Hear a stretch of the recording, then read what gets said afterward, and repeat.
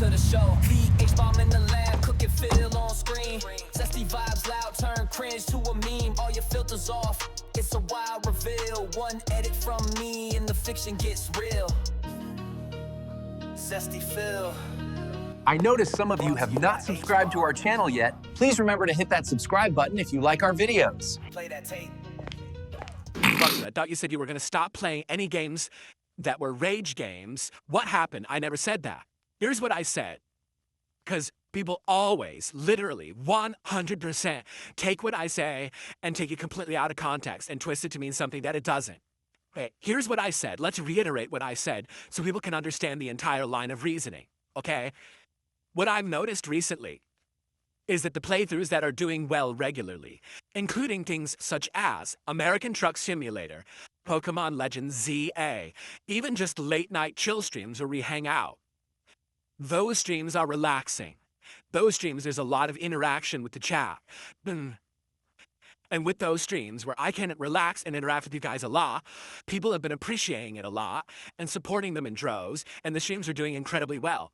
I have right now a playthrough of Pokemon Legends ZA where we have hit the goal for support every stream, and we are 40 hours in. That's crazy. It's crazy to get a playthrough that long where you're going to actually be hitting those goals like that, and it's just a game where you kind of relax and talk about Pokemon the whole time. Right?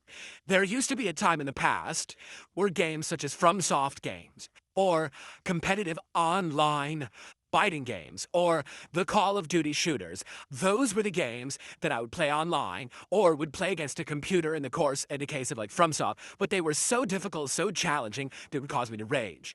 That rage, that reaction, would allow people to get interested and invested in the playthrough. Will Phil persevere? Or will he fail and burn, crash out hard?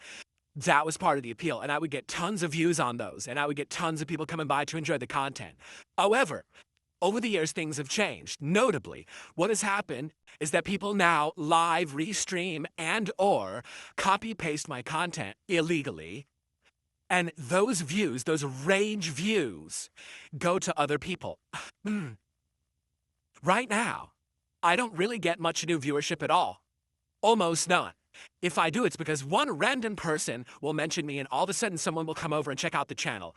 But for most people who go online, they type in DSP Gaming, Darkside Phil, it goes to a Detractor channel. So they get those views, those rage bait views for the angry games. They get them now, not me. I don't benefit from them at all. In fact, if you take a look at some of the games this year that caused me the most rage, for example, Mario Kart World, it did not do that well. Initially, the first stream or two did, then immediately people stopped coming to streams. The people that came to the streams didn't support the streams, and come to find out the reason that people wanted me to keep playing it is because it was a very clippable game. See Phil crash out and rage at the game, and then the detractors get a bunch of clips that they get views on and make money. That's it. That was the only reason. My true fans weren't that into it, okay? So what I've noticed is, hey, instead of just focusing on the games I used to play all the time, and going crazy, why not listen and observe and see what it is that my true fans want? My true fans want relaxation, interaction, that kind of level of talking back and forth, getting the questions answered, getting a little bit of attention, learning a little bit more about me. You don't get to do that when I'm sitting here raging and playing an insanely difficult game. Now, at the very same time that I acknowledge this, all right, I don't want to become someone who just sits here and talks to you all night, every night. There are streamers just like that. They literally have nothing to do. They're not know any expertise in any field. They're not entertaining at all. They just want to talk. And people like that. And that's fine. I get that. There's people out there, that's their forte or whatever. I don't just want to be someone who talks to you all night or lectures you on a topic or whatever, all right? I know that gaming is how I got started. I know that gaming is going to be prominent for me forever. There will always be people who want to see me play certain games, okay? But at the same time, I'm no longer beholden to gaming. I used to be. Like, no exaggeration, used to be like, man, it's a slow time of the year for games. Now, my views are down, my revenue's down, everything is down, and this sucks. I'm beholden to games. But I'm not anymore. I'm not. Now, we can do whatever we want.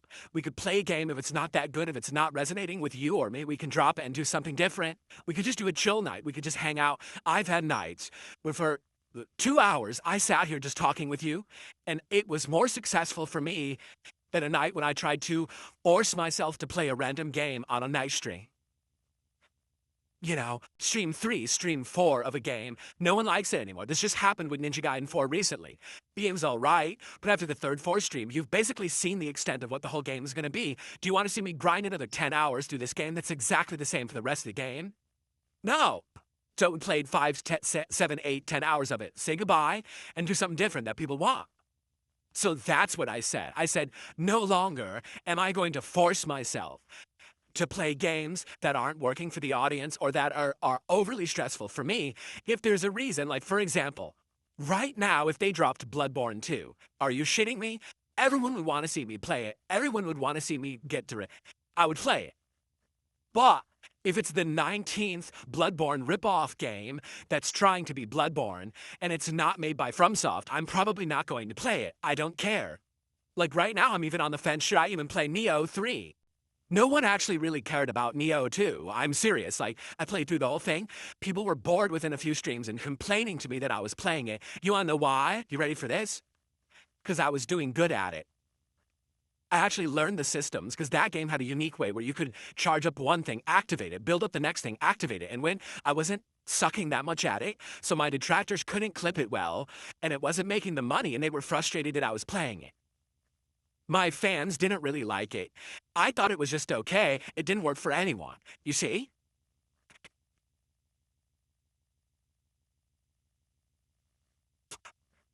So, I am not going to kill myself playing boring games or overly difficult games any longer.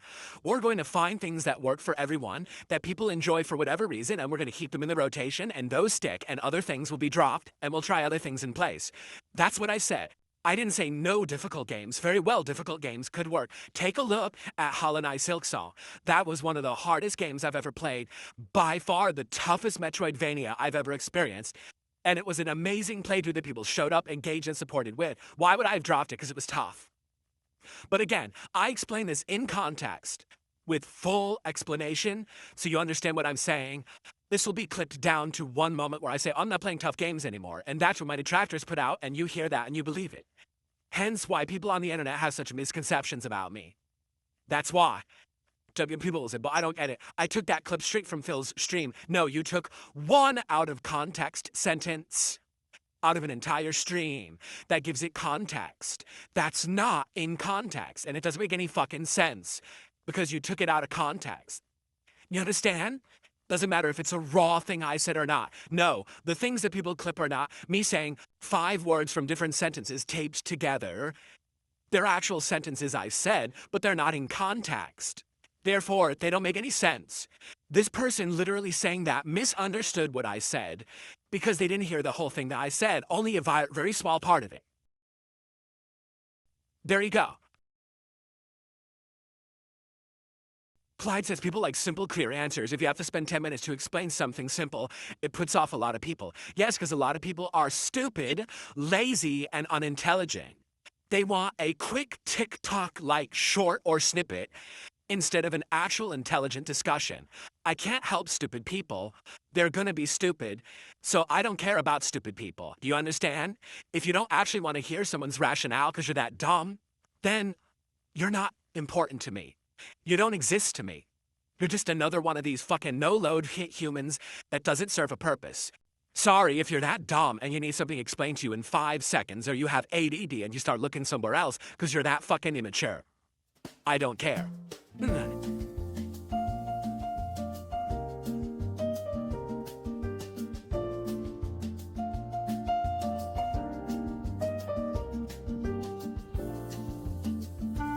Would I have quit DK Bonanza earlier if I...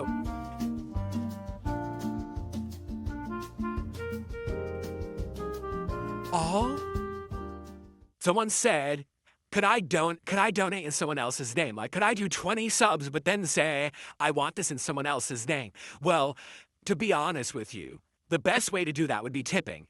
If you send a tip, right now, I have absolutely no idea where the tip comes from. All I see is an email address that you have associated with your PayPal. So right now, for example, you could send a tip and you could say, this is a $100 contribution on behalf of Sneed Cobain. And I would not know who it is or not. I would have no clue. Okay? And to be frank with you, I think a lot of people do that. I think there are people who want to stay anonymous, so they tip, but then they say that it's from someone who it really isn't. So that way they protect their own identity. I truly believe that does happen. I can't confirm it or deny it, but I do feel like that does happen from time to time, that people will tip and say there's someone else. And that way it throws off, the trolls won't go after them or whatever. And Click.